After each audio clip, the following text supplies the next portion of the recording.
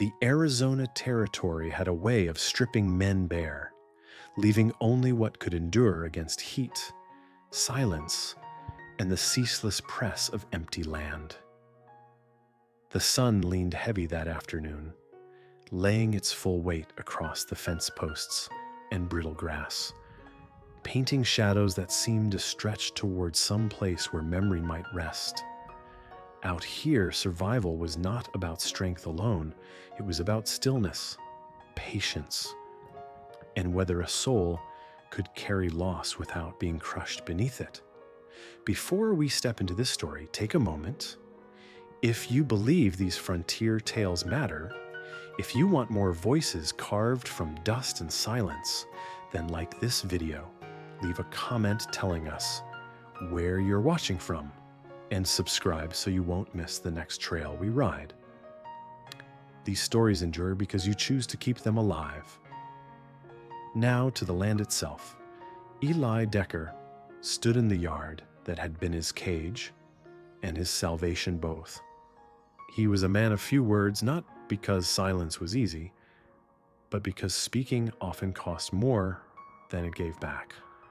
The war had left him with a leg that no longer obeyed.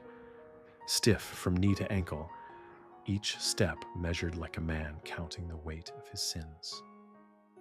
But the wound inside him was deeper. A wife and son taken in a fire he could not outrun. A house burned to ash while he chased supplies in Tucson. 7 years he had lived in the company of cattle, horses, and the wind's lonely whistle through barbed wire. He thought that was all the world had left for him. He did not seek company, nor did he invite it.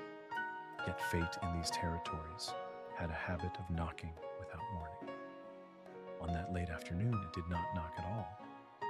It rattled up the trail in the form of a wagon, its single horse pulling slow, as if dragging a burden it did not care to carry. The man on the seat was Sheriff Mercer, broad-shouldered, waxed mustache too fine for the land he praised. Eli had never cared for him or for the small town that clung to his authority. Theirs had been an understanding built on distance. Mercer held sway in town. Eli kept his ranch, and neither trespassed on the other's corner. But today, Mercer came grinning, reins loose, his eyes full of some cruel amusement. In the wagon bed behind him sat a woman. She was upright, draped in a wool blanket, her back propped against a crate, her face turned toward the far hills. Auburn hair tangled at the ends, caught what light it could. The dress she wore was thin, torn near the neckline, clinging at the waist, as if it had belonged to better days. There was no softness in her posture, no ease, only the rigid stillness of someone cornered, someone waiting for the next cruelty to arrive. Mercer cracked the reins against his thigh and spoke with that booming voice that always seemed meant for an audience. "Figured you could use some company," he said, nodding back toward the wagon. "My daughter Clara. You remember her, don't you?" Eli remembered vaguely. A girl once seen in town. Lace gloves, clean boots, riding side saddle with a lift to her chin. That had been before the accident, before the horse fell on her and snapped her back. She had been 22 then, now 24, paralyzed from the waist down, and hidden away by a father too proud to show weakness. Sheriff Mercer told it plain, almost laughing. She cost too much. Nurses quit. He had no use for her. A man like Eli, alone on a ranch, with no wife, no kin, could make use of her. If not for labor, then for the kind of companionship a body was expected to provide. The words struck like stones thrown against a silent pond. Eli's jaw tightened. But he did not curse, did not raise his voice. He asked only one question, not to the sheriff, but to the woman herself. "You want to be here?" Clara's blue eyes, sharp and wary, met his. She did not beg. She did not plead. She simply nodded once. Not eagerness, not surrender. Just a choice made in the thin margin of dignity left to her. For Eli, that was enough. He turned his back on Mercer, ignored the laughter that followed, and set about building a ramp from cedar planks so that her chair could reach his porch. Then, without ceremony, he lifted her in his arms, light, fragile, but unyielding, and carried her inside his cabin. A cot, a stove, a chipped enamel basin, the stripped-down skeleton of a life. That was what he offered her. Not pity, not promise, just space. The sheriff rode away, certain he had played a joke on a crippled rancher, certain his burden had been cast off. But Mercer's cruelty had missed its mark. Because in that moment, under the weight of Clara's silent gaze, Eli felt something stir that he had not allowed in years. The sense that another soul might belong here. Not as property, not as burden, but his presence. Clara sat on the cot that first evening, eyes tracing the wooden walls, listening to the quiet. It was not the silence of abandonment she had known in her father's house. Not the silence before a door slammed or a curse was shouted. It was a silence that breathed, a silence that asked nothing. She did not know yet if she was safe, but she knew she had not been dismissed. That, for her, was enough to begin. And so the story of Eli Decker and Clara Mercer did not start with romance, nor even with kindness, as the world counts it.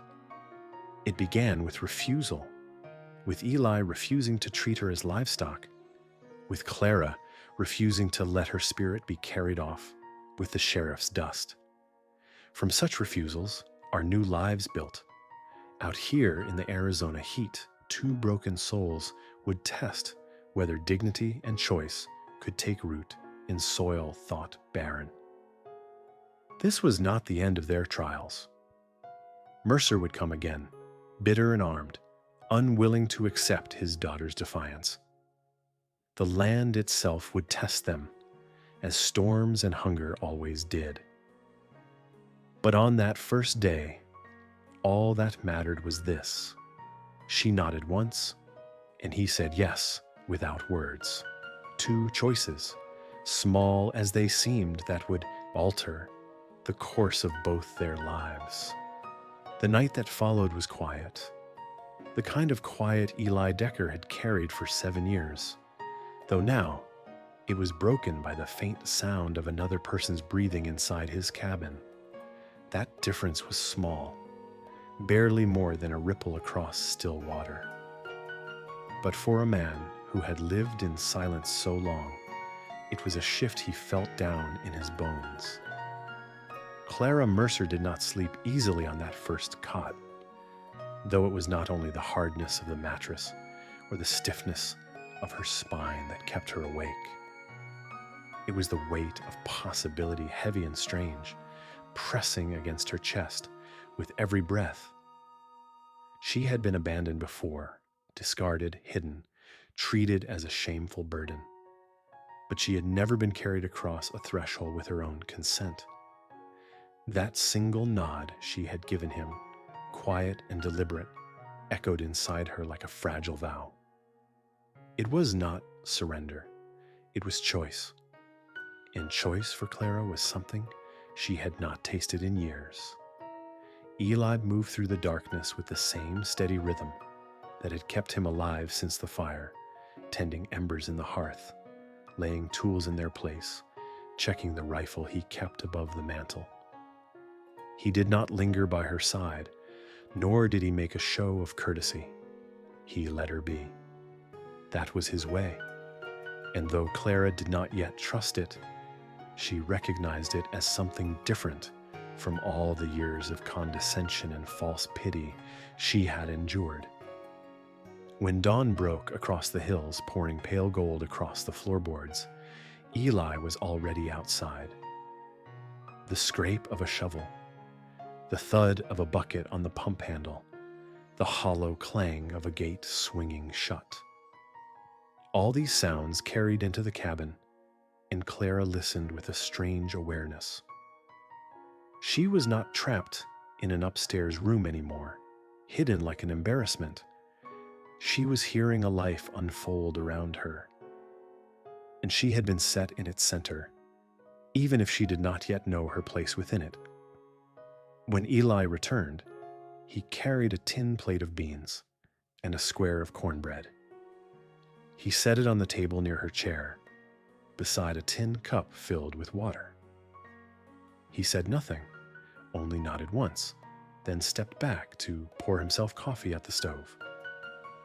Clara looked at the plate, then at him, then back at the food again. She had half expected him to hover, to feed her like a child, to rob her of the dignity she had fought to hold on to these past 2 years. Her pride bristled and she forced herself to say, "I can feed myself." Her voice came out sharp, but beneath the words was a tremor of defiance and fear. Eli only nodded again. No flicker of irritation, no mocking grin. He simply accepted what she said as truth and stepped farther back to give her space. That moment was small, but it sank deep into Clara's ribs. Her suspicion remained. What did this man want from her? Why had he said yes? What price would come later? But beneath the suspicion was another truth harder to name. He had not stared at her legs with disgust. He had not reached for her with hunger. He had built a ramp without being asked, as though it was the most natural thing in the world. In those silences, in those small unspoken actions, she felt the faintest tremor of dignity stirring within her again, and it made her chest ache more than cruelty ever had. Eli, for his part, did not recognize the change in himself right away. He only knew that when he saw her roll her chair across the uneven floor, gripping the wooden arms with pale but steady hands, something inside him tightened with the old, instinctive urge to protect. He had not expected to feel that again. For 7 years, he had lived with loss as his only companion, telling himself there was no room left for another soul under his roof. Yet when Clara's eyes met his, blue, sharp, half defiant and half afraid, he felt the same weight in his chest he once carried for his wife and child. It startled him. It shamed him a little too for allowing himself to feel what he thought was gone. But instead of shutting it out, he leaned into it, slow and steady as he did, with every burden. That evening he dragged out cedar planks from the shed and began fashioning a sturdier chair for her, one with wide wheels and reinforced arms that could carry her more easily across the porch and the cabin floor.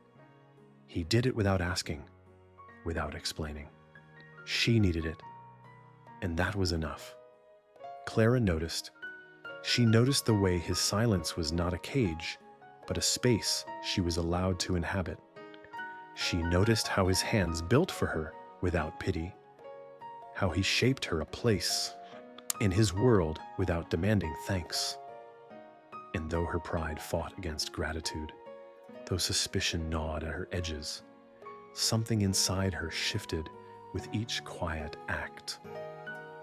It was not yet trust, not yet hope, but the faint, trembling awareness that perhaps she was not just surviving anymore. Perhaps in this stripped-down life, there was room for her to live. That morning when she finally asked him why he had taken her, his answer was plain. "You said yes." The simplicity of it left her shaken. She wanted to argue, to demand proof, to expose the hidden motive she was certain must exist. But all she saw in his eyes was steadiness, not hunger, not pity, not shame. Just the calm acceptance of a man who had known his share of loss and still chose not to turn her away. For Eli, her nod had been enough. For Clara, that answer was a seed, buried in soil she had thought barren. She could not yet believe it would grow, but she could not ignore the tremor it stirred in her chest. The days that followed took shape not in sudden revelation, but in the slow rhythm of shared labor, the kind of rhythm Eli Decker had always trusted more than words. His world had been measured in the weight of fence posts, the swing of a hammer, the creak of saddle leather, not in speeches or promises. Now Clara Mercer's presence threaded itself into that rhythm, not with the force of demand, but with the quiet insistence of survival. Each morning she wheeled herself toward the porch ramp he had built, her hands steadying against the chair's arms, as though daring the land itself not to buck her from her place. Eli noticed, though he pretended not to. He saw the set of her jaw, the pale determination in her fingers, the way her eyes traced his movements as he worked outside, not to measure his strength, but to anchor her own. Clara felt suspicion still biting at her ribs, suspicion that this man must one day show the same contempt or hunger she had come to expect from men. Yet with each board he planed, each nail driven, each meal set before her without a word of obligation, her guarded heart began to loosen, one knot at a time. It was the chair that changed the air between them first. Eli had dragged cedar planks into the yard, sawdust clinging to his sweat-darkened shirt, his limp more pronounced as he knelt and hammered. Clara watched from the doorway, silent at first, then asked, "You built that for me?" His answer was plain. You needed it. No boast, no expectation of gratitude, just fact. Something inside her tightened at those words. Though she did not show it, she offered instead what little she could: to wash vegetables, to sort beans, to do work from her seat if he brought it to her. Eli only nodded, but inwardly the offer struck deep. For years, he had done every task with his own hands, not because he demanded control, but because there was no one left to help. To hear her say she wanted to shoulder even the smallest share of labor meant more than he could say. It meant she was not waiting to be pitied, not waiting to be saved. She wanted to belong. Evenings grew heavier with a different kind of silence, one that no longer pressed down like weight, but settled like cloth draped over tired shoulders. Clara peeled potatoes while Eli salted pork. They ate without chatter, yet the quiet was not empty. It was honest. She asked once if he had always lived alone. His answer, not always, told her enough, and she did not press. He saw her eyes flick toward his bad leg, curiosity and sympathy mingling. When she asked, he told her plain. Gettysburg had left him with iron in the knee, doctors wanting to cut. But he had kept the leg, though never whole again. Then, as though stripping himself further, he admitted the fire had taken his wife and son. Clara's throat tightened at the way he said it, flat and without ornament, as though the words had burned to ash long ago. I'm sorry, she whispered. You don't have to be, he replied. And the silence that followed carried more truth than grief. Clara's past spilled slower, but it came. She spoke of her father's cruelty, of being locked away upstairs, of shawls forced over her shoulders to hide what he thought shameful. She spoke of the night he told her he wished she had died when she fell. Eli's jaw tightened hard, his hands flexing at his sides. But he did not pity her. He called Mercer what he was, a coward. That steadiness sank into Clara like water into parched earth.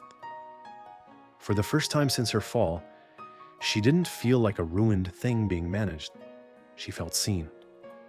She felt measured not by what she had lost, but by the fact that she still breathed, still fought, still dared to speak.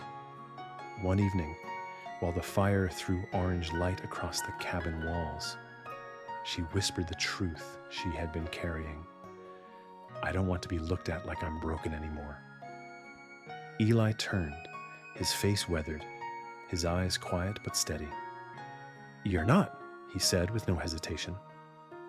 She leaned closer, testing the words against her own heart, and for the first time in years, she felt the trembling edge of belief. Their first kiss came not like thunder but like steady rain, firm, honest, unhurried. She leaned into it, not as a woman desperate for comfort, but as one reclaiming what had been stolen. Eli kissed her back with the reverence of a man who had once lost everything and now found something fragile in his hands that he did not intend to let slip. Afterward, they sat side by side on the floor near the hearth, her body leaning against his shoulder, his hand steady at her back. They spoke little, but the air between them had changed. The silence no longer held suspicion or grief. It held the beginning of trust. Clara felt her guarded heart open a fraction wider, enough to let the warmth in. Eli felt the walls he had built around himself shift, not collapse, but bend just enough to make space for another soul. He did not call it love. She did not call it hope. But both of them knew that something had begun. Something small, deliberate, and strong enough to root itself even in the harsh soil of the Arizona territory. Morning rose pale and clean after the night. They first leaned into each other by the fire, and though neither Eli Decker nor Clara Mercer spoke of it, the air between them had shifted in a way that could not be undone. What had begun as a cruel abandonment from her father had now grown into something measured in small acts of belonging. His silence no longer heavy with grief alone, her movements no longer bound by suspicion. From that day forward, their rhythm was marked by shared labor, each task becoming a thread that bound their days together. Clara wheeled herself out to the porch, her fingers gripping the chair's arms, learning to push against the stubborn dirt of the yard. Eli pretended not to notice at first, though every time she steadied herself, he felt the protective ache rise in his chest. He was a man who had lived too long without trust, but now he found his gaze drawn to the way she claimed space with stubborn dignity. Clara, for her part, kept testing him with sharp words, little flares of pride, meant to see if he would flinch or falter. He never did. Instead, he answered in the same plain way he always had, with nods, with simple acknowledgments, with the kind of steadiness that could not be faked. That steadiness unnerved her more than cruelty would have, because it meant he might truly mean what he said, that she was not broken, not a burden, simply here, because she chose to be. It was the bench and planting box that gave her the first taste of purpose she had thought lost forever. Eli built it out past the chicken coop, hammer ringing slow and steady in the early light, his limp pronounced as he crouched to fit the corners. Clara wheeled herself down the ramp to see, her breath catching when she found the bench sturdy and low, with space enough to rest baskets and tools. "You did this last night," she said, her voice caught somewhere between challenge and awe. "You said you wanted to stay," Eli answered simply, "so I figured you wanted to work." Those words struck deeper than he could have known. For years, she had been treated as something to be hidden, something to be carried, but never as someone who might still build, still add to the land. She ran her fingers along the smooth cedar and whispered, "We could do herbs here. Maybe onions come spring." Eli crouched by the planting box, testing the nails with his thumb. "We can start clearing tomorrow," he said, like it was already settled. Clara felt a faint smile tug at her mouth. The first unguarded one in years. "It's been a long time since anyone let me build something," she confessed. Eli's gaze held hers, steady as ever.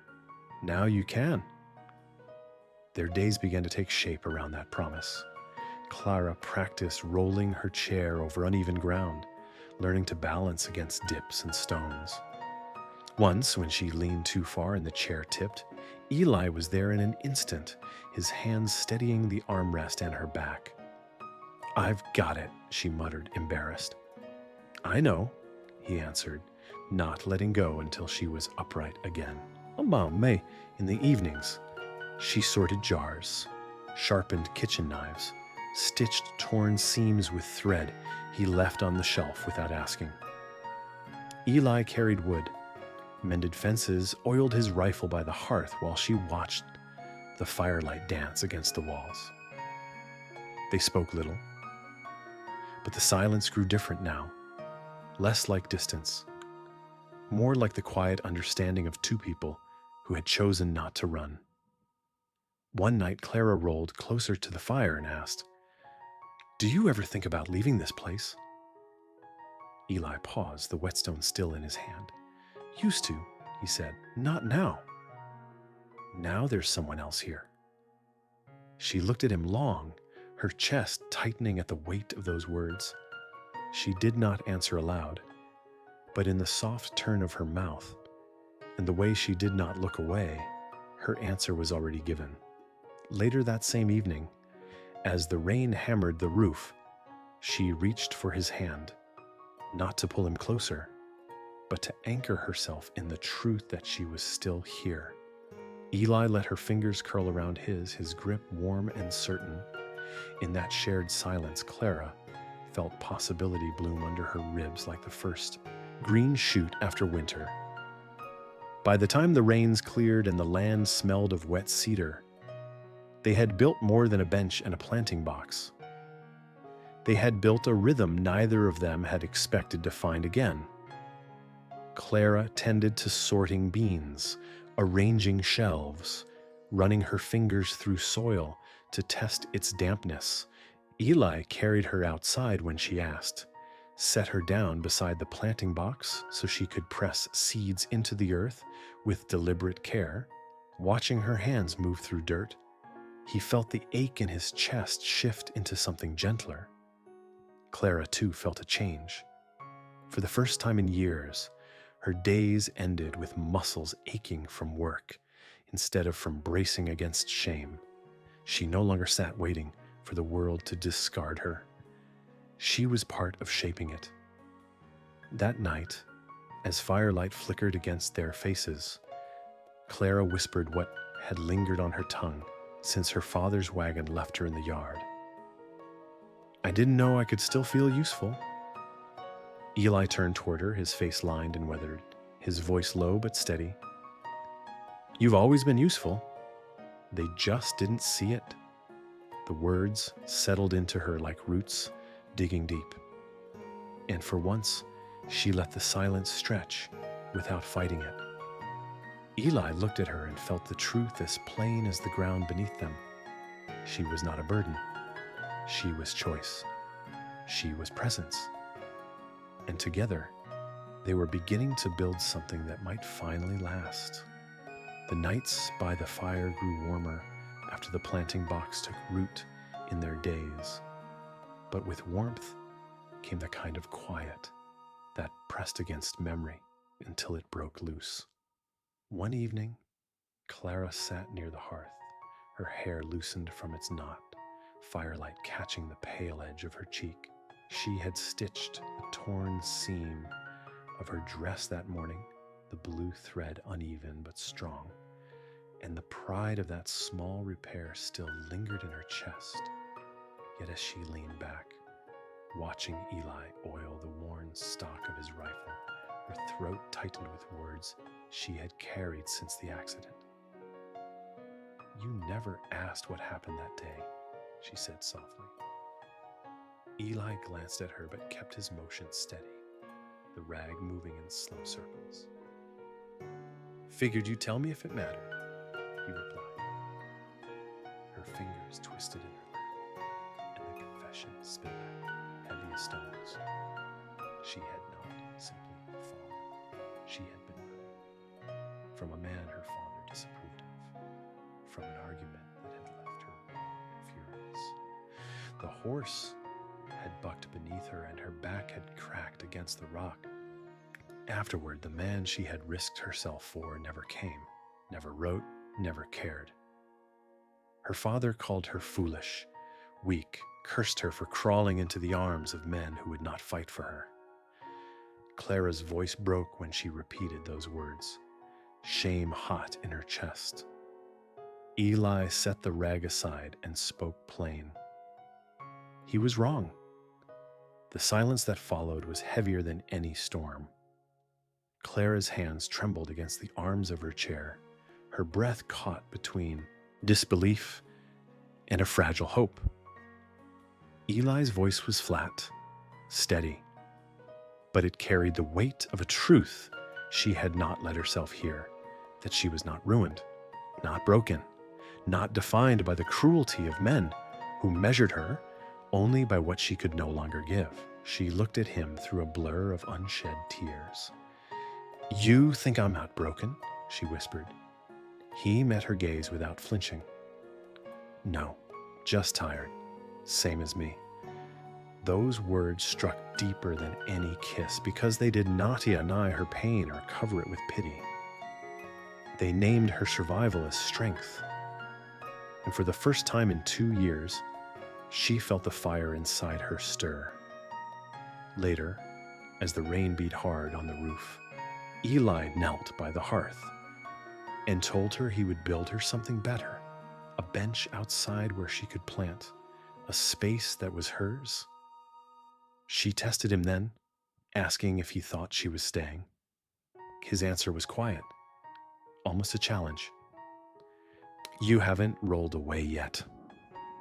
Clara let out a breath she hadn't realized she'd been holding, and for once she did not argue. Instead, she asked him simply, then yes, I want it. And without planning it, without knowing she would dare, she reached for his hand, not to pull him closer, but to prove to herself that she could still reach. Eli's hand was rough, calloused, but he let her fingers curl around his, and he did not let go.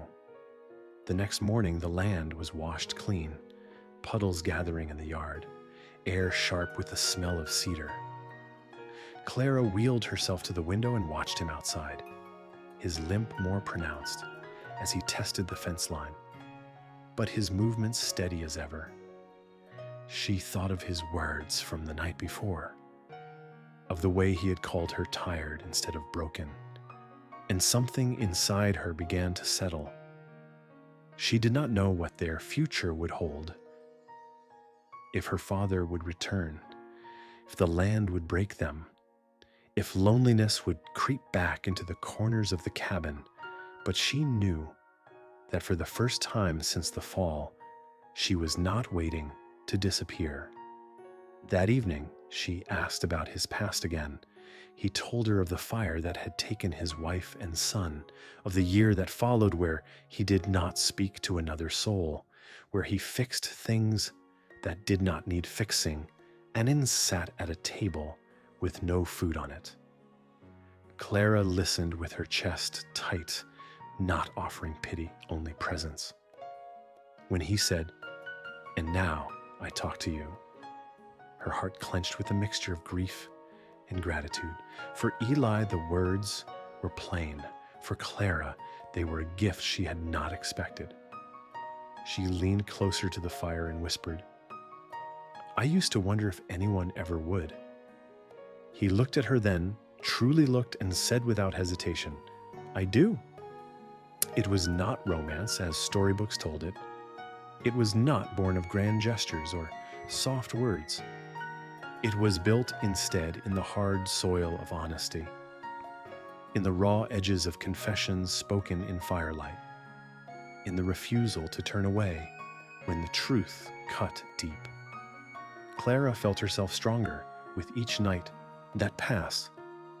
Her body still bound by the chair, but her spirit no longer bound by shame. Eli felt his silence lighten, his grief no less heavy, but no longer his alone.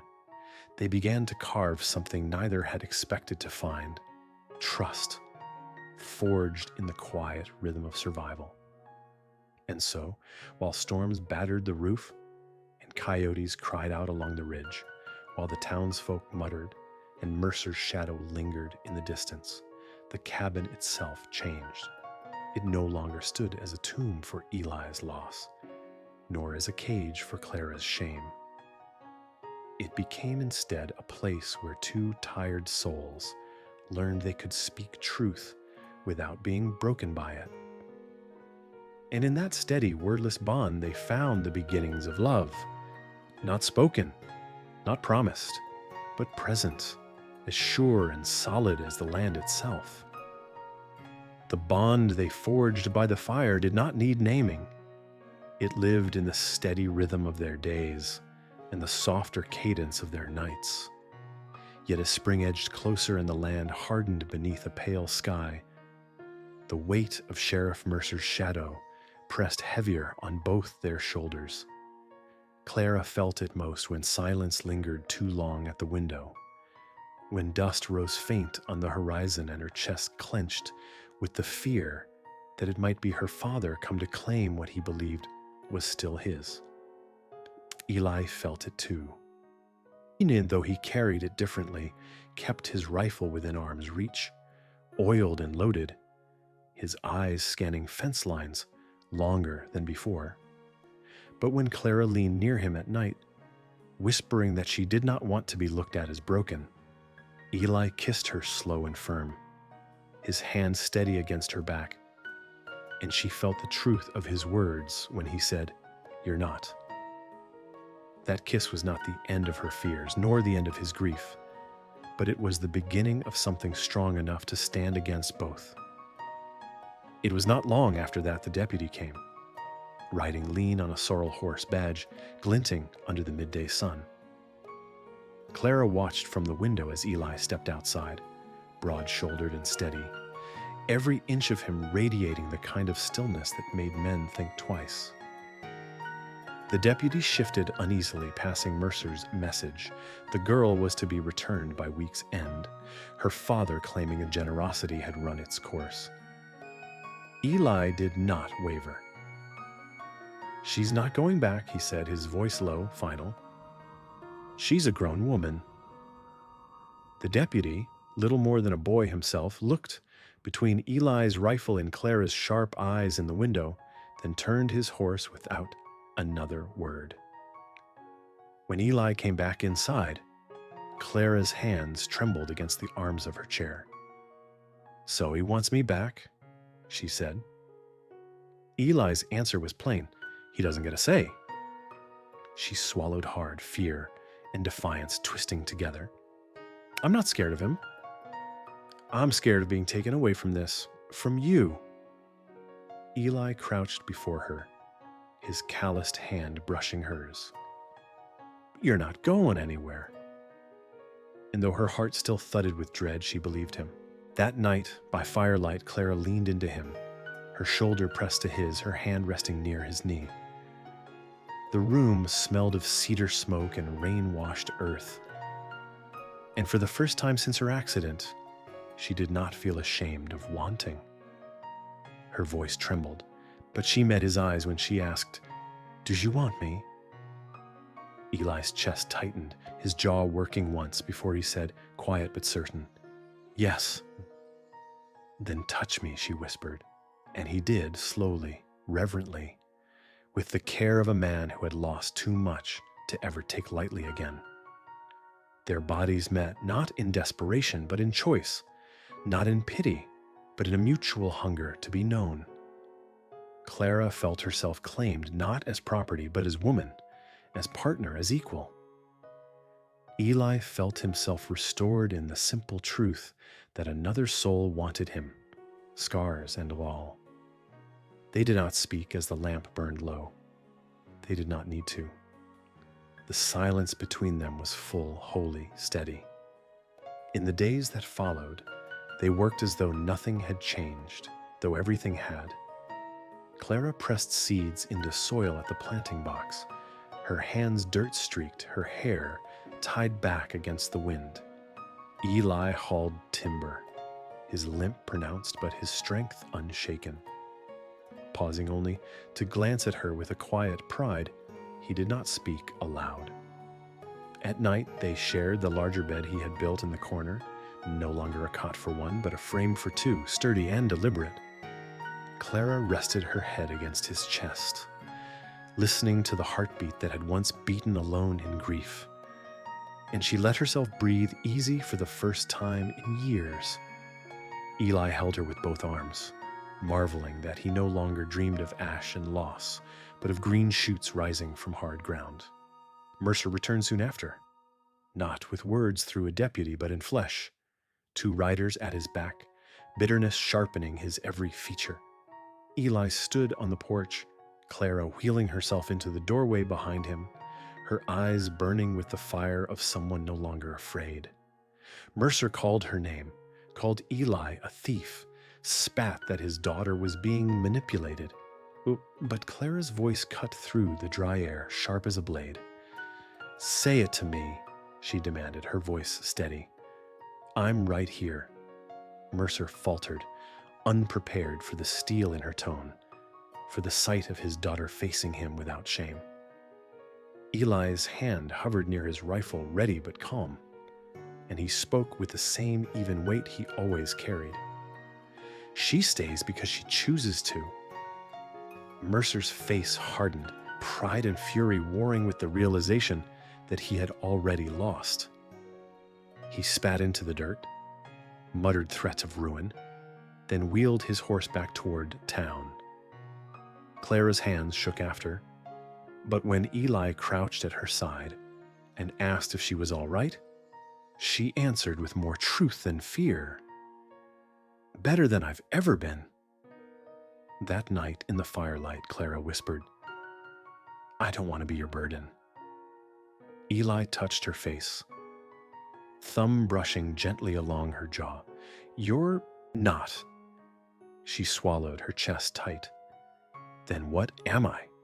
His eyes held hers, unflinching. "You're mine, and I'm yours." That's all. For the first time in her life, Clara smiled without force, without debt, without shame. The cabin no longer felt like a stranger's shelter. It felt like home. The standoff with Mercer left a stillness in its wake, not the brittle silence of fear, but the kind that settles after thunder, when the air feels heavier and cleaner, as though the land itself has taken sides. Clara wheeled back inside the cabin that evening, her hands trembling though her chin was held high.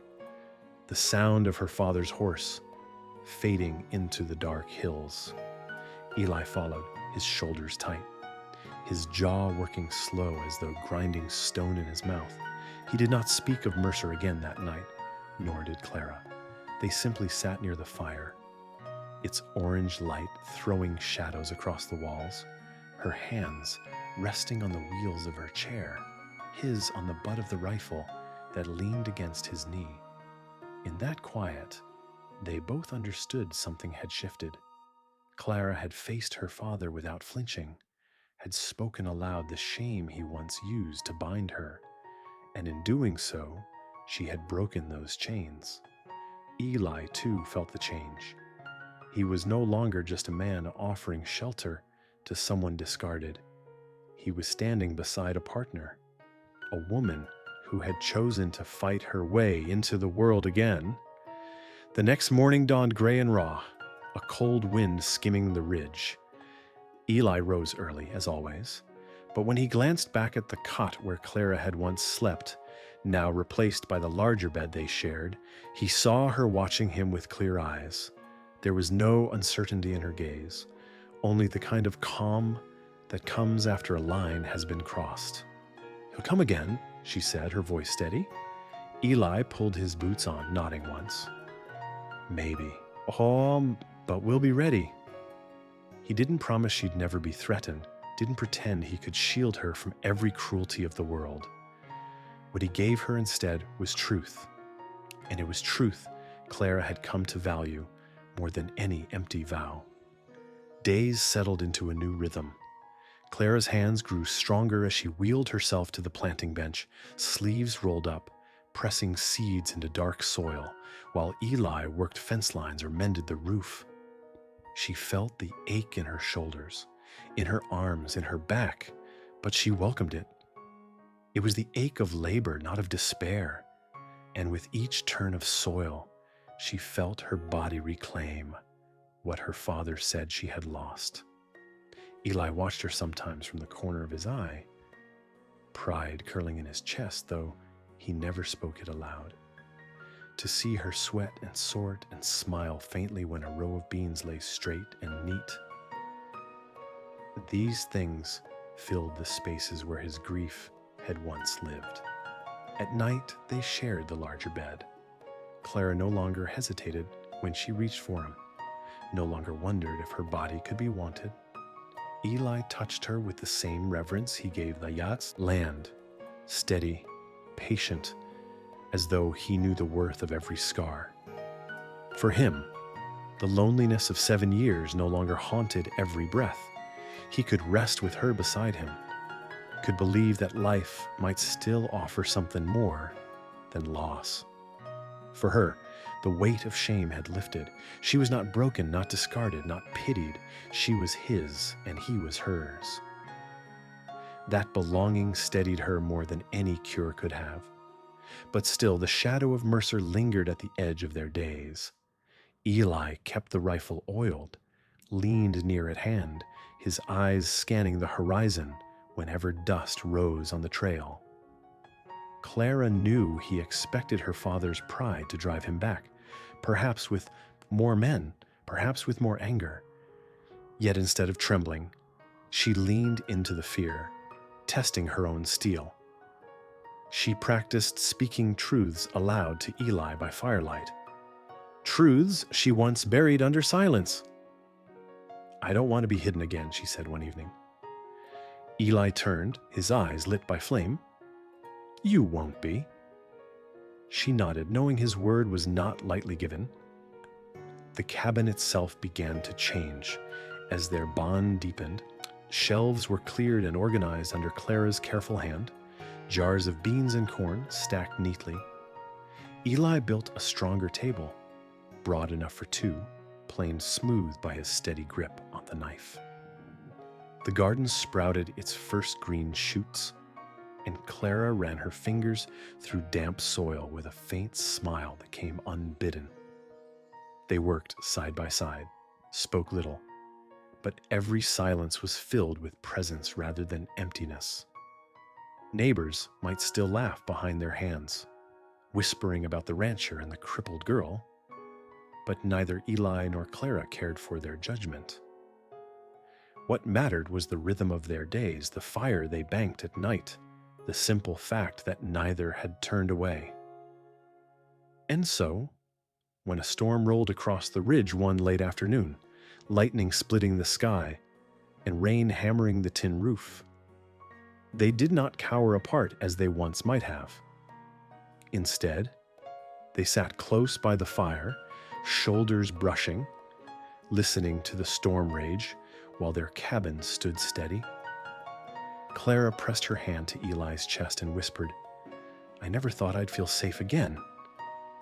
He covered her hand with his own, voice low and certain. "You are. With me, you are." Those words carried more than comfort. They were a vow unspoken in the language of law, but sealed in the marrow of their bones. For Eli, who had lost wife and child to fire, they meant that his silence no longer held only grief. For Clara, who had been abandoned and hidden, they meant she had found a place to belong without apology. Together, in that storm-lit night, they knew what the world could not take from them: choice. The storm passed in the night, leaving the earth damp and the air clean. as though the land itself had been washed of its dust and grief. When morning broke, Clara wheeled herself to the window, her fingers resting light on the sill, and looked out across a world that seemed changed. Not because the sky was clearer or the hills more golden, but because, for the first time in 2 years, she felt her life was rooted. No longer did she wake waiting to be discarded or hidden away. She woke knowing there was labor to be done, and that labor mattered. Eli was already outside, moving slow but steady along the fence line, his limp pronounced in the wet ground, his shoulders broad against the early light. She watched him drive posts back into place, every swing of the hammer deliberate, every movement carved by years of solitude. And she felt a strange kind of peace stir beneath her ribs. He was not a man of many words, not a man to promise more than the land could give. But he was steady, and that steadiness had become the ground she could stand on, even if her legs could not. Their days began to settle into patterns, not planned but shaped by necessity. Clara claimed the garden bench as her own. Sleeves rolled high, hair tied back, her hands pressing seeds into the soil with the same deliberate care Eli gave to mending a gate. Her arms ached, her back stiffened, but she welcomed the pain. It was the kind that proved she was part of something living, not just a body set aside. Eli worked beside her, hauling planks, sharpening tools, sometimes only sitting with her as she traced the rows with her fingers. He did not crowd her, did not rush to take the trowel from her hands, but he noticed every small triumph, how she learned to wheel herself over uneven ground, how she laughed once, sharp and surprised, when a rabbit darted through the rows she had planted. That laugh struck him deeper than any confession, because it was proof that she was no longer surviving in silence. She was living. Evenings carried a quiet rhythm of their own. They would eat together at the broad table he had built, Clara sorting the jars and beans she had organized during the day, Eli slicing meat or tending stew. Sometimes they spoke of the weather, of coyotes at the ridge, of supplies needed from town. More often, they let silence hold them, not heavy as it once was, but full, warm, steady. Clara no longer feared the hush of the room. She leaned into it, knowing it meant she was not alone. At night, in the larger bed, she lay with her head against Eli's chest, his arms around her, and felt the rhythm of his heart as something stronger than promise. He touched her with reverence, never rushing, never taking, always meeting her with the same deliberate care he gave every other task. For Clara, it was more than desire, it was reclamation. For Eli, it was more than comfort. It was the end of years of grief carried alone. Yet the shadow of Mercer lingered at the edges of their seas. Though he had ridden away beaten in his pride, Eli knew such men did not stay gone forever. He kept his rifle near, his eyes scanning the trail each morning, his body taut with the instinct of a man who had lost too much once before. Clara saw it in him, the way his shoulders stiffened when dust rose far off, the way he moved slower but sharper when crossing the yard. She did not chide him for it, did not tell him to lay down his guard. Instead, she strengthened her own resolve. She told him one night, voice low but sure, "If he comes, I won't hide." Eli turned toward her, his face shadowed by firelight, his eyes steady. "This isn't pride, Clara. It's danger." She met his gaze without flinching. "And I'm not some fragile thing to tuck under a blanket anymore." He studied her for a long moment, then gave a single nod. That nod meant more than words. It meant he saw her as his equal, as partner, not as burden. The cabin itself transformed under their shared hands. Shelves once cluttered now held neat rows of jars, beans, and corn, labeled in Clara's careful script. A broom leaned by the hearth, its bristles worn by her steady grip. Curtains she had sewn from old canvas hung over the windows, not to hide her, but to soften the light. Eli had built a shed with her in mind, its bench wide enough for her tools, its door swinging easy. Together, they carved order out of a life that had once been nothing but survival. And as the land warmed, the garden sprouted green rose, living proof that even the harshest soil could be coaxed to give more. Neighbors whispered, of course. Some laughed at Eli when he came to town for flour and nails, muttering that he had taken pity on Mercer's crippled daughter. Others watched in silence, unsure what to make of the man who lived on the edge of their world with a woman who did not walk. Eli ignored them all. He had never lived for their judgment. And Clara's steady gaze when he returned home told him she would not either. What mattered was the cabin, the land, the two of them side by side in silence that now felt like belonging.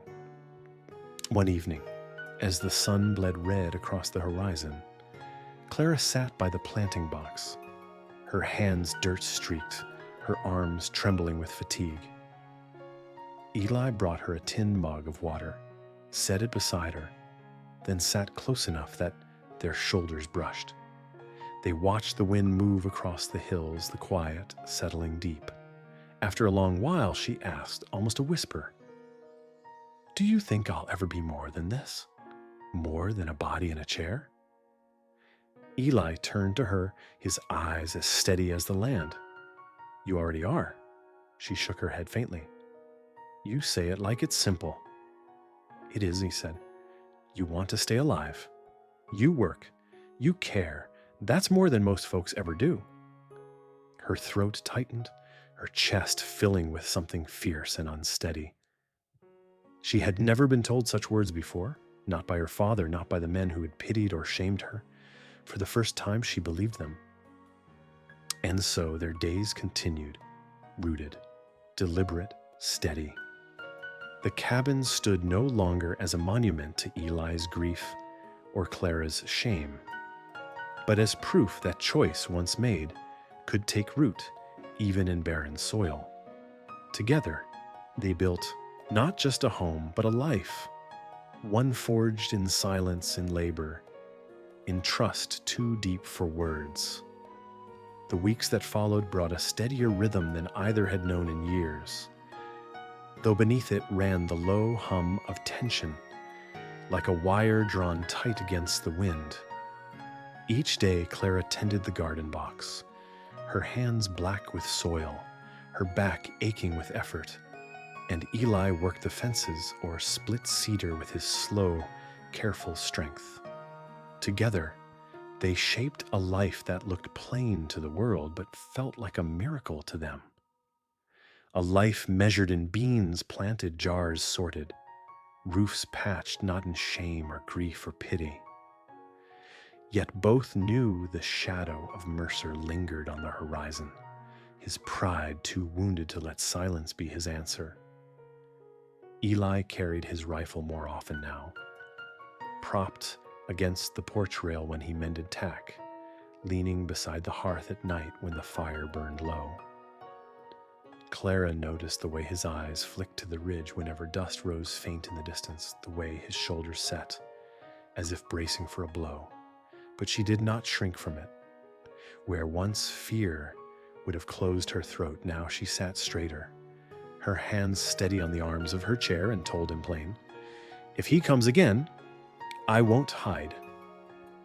Eli studied her, the firelight cutting lines in his weathered face. And after a long silence, he gave a single nod. That nod was not protection. It was recognition. She was no longer someone to be tucked away. She was his equal, and he would stand beside her as such.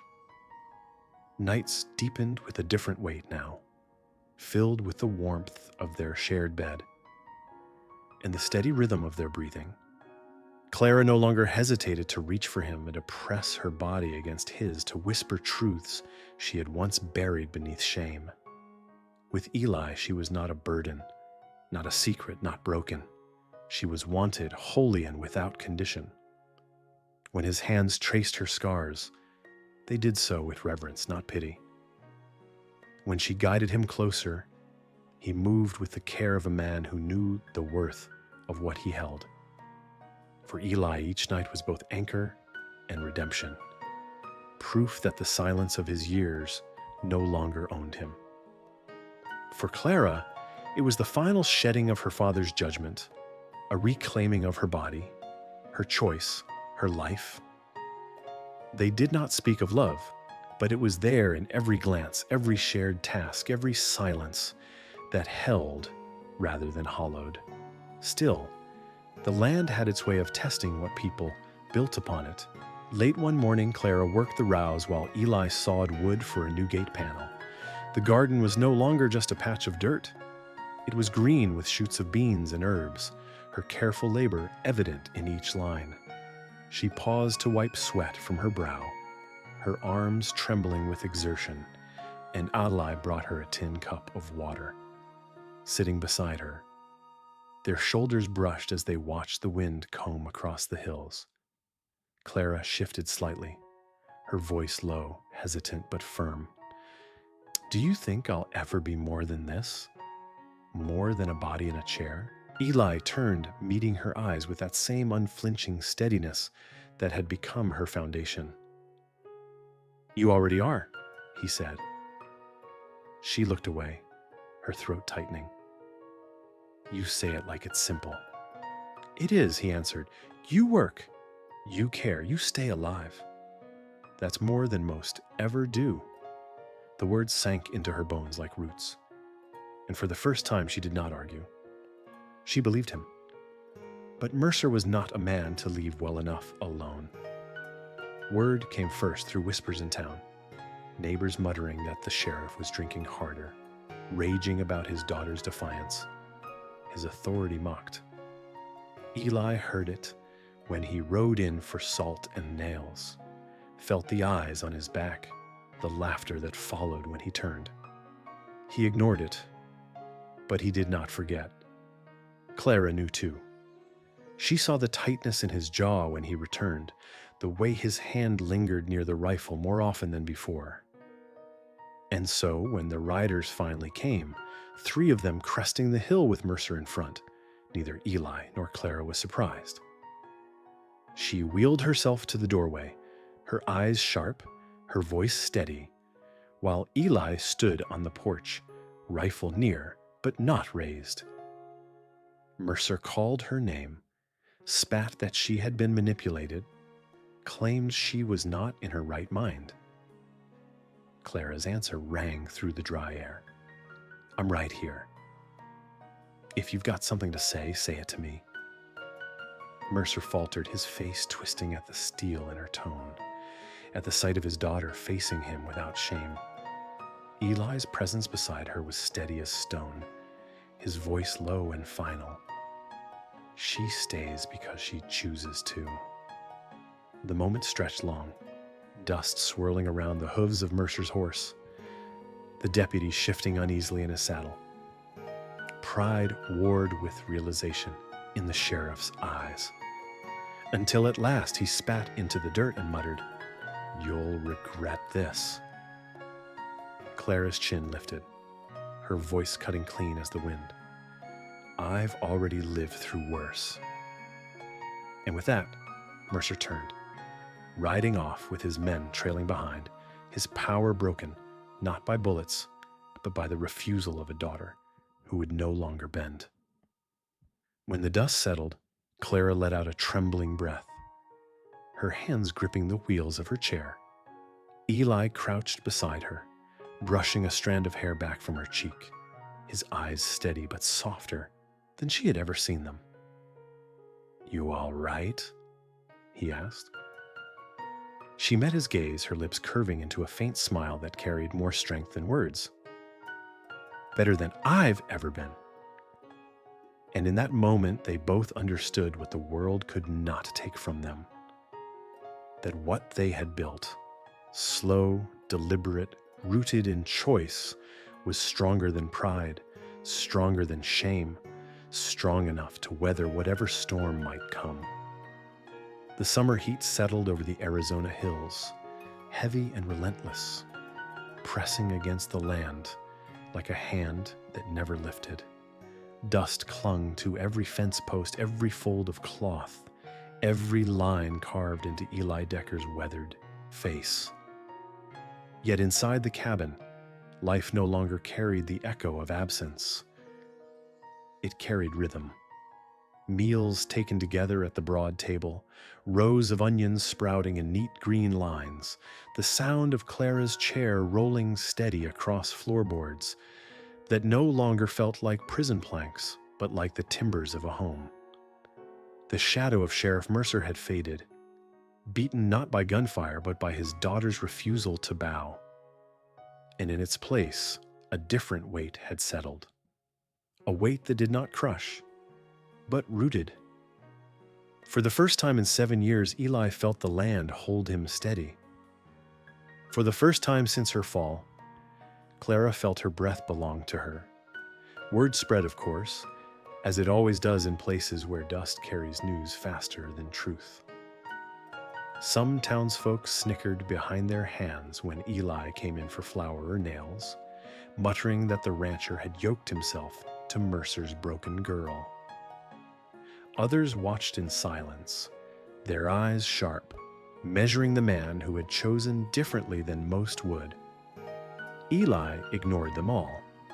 He had never lived for the town's approval, and he would not begin now.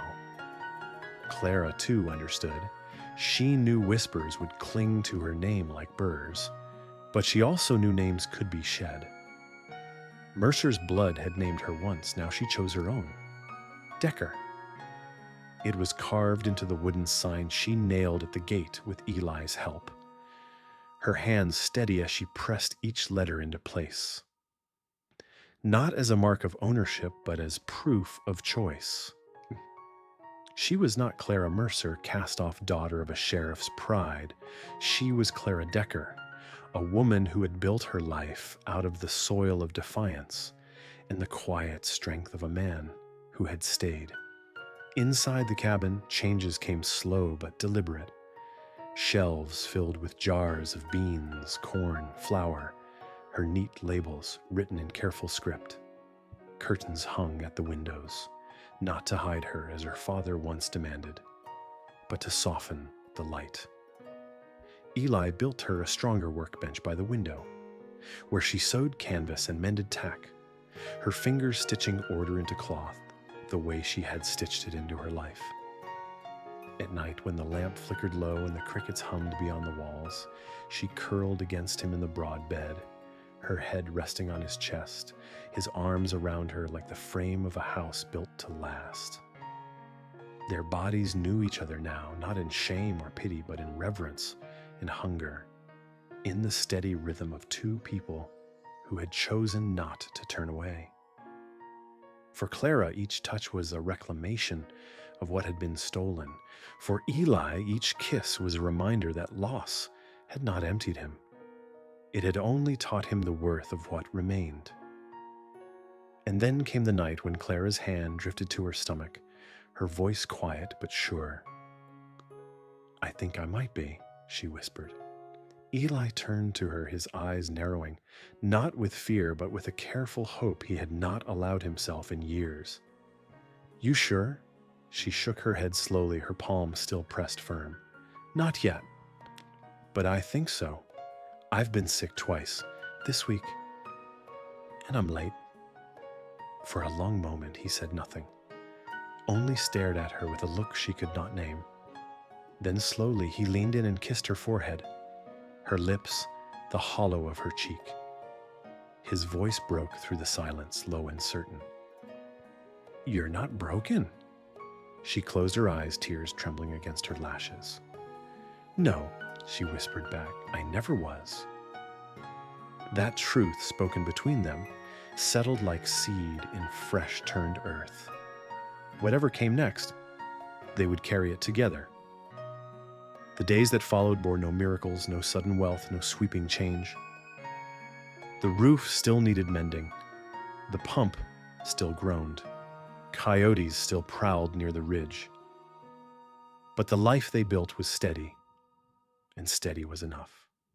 Clara ran the ranch books, her pencil scratching neat columns, her mind sharper than any man had ever credited. Eli handed over every scrap of money to her keeping, never questioning, never doubting, his trust in her complete. In the fields, they worked side by side. Her chair settled near the planting bench, his boots sunk in the dust, building row after row of life where others had seen only ruin. The land gave grudgingly, but it gave, and in each sprout, in each jar set on the shelf, they found proof that even the hardest soil could yield if tended with patience. Autumn came, the air cooling, the hills painted gold. Clara rolled to the porch one evening and watched Eli mend a latch, his bad leg stiff but unbending. She thought of the day her father had left her here like a sack of wheat, thought of the humiliation that had burned her throat, thought of the ramp Eli built without asking, the way he had carried her not as burden, but as presence. She thought of how he had never flinched at her legs, never pitied her, never treated her as anything but equal. Her voice carried across the yard, quiet but firm. You stayed. Eli straightened, meeting her eyes, and answered just as plain, so did you. And in that simple truth lay the heart of their story. Two people, scarred and tired, who had been discarded by loss and pride and cruelty, had chosen not to turn away. They had built not a grand romance to be sung in saloons, but a life measured in quiet acts. Ramps built, seeds pressed, hands held in storms, rifles kept close, but not always needed. They had faced shame and fire in the shadow of a man who thought he could decide their worth, and they had endured. As winter edged near, Clara pressed her hand once more to her stomach, her eyes steady, her voice calm. Whatever comes, we'll keep it, she said. Eli stood beside her, his hand covering hers, his jaw tight but his heart lighter than it had been in decades. This time, he said, nothing's being taken. This time, we're keeping it. And together they stood on the porch of the Decker ranch, the land stretching wide and broken before them, the wind carrying not threat but promise. For the first time in either of their lives, they were not surviving someone else's choices. They were living their own,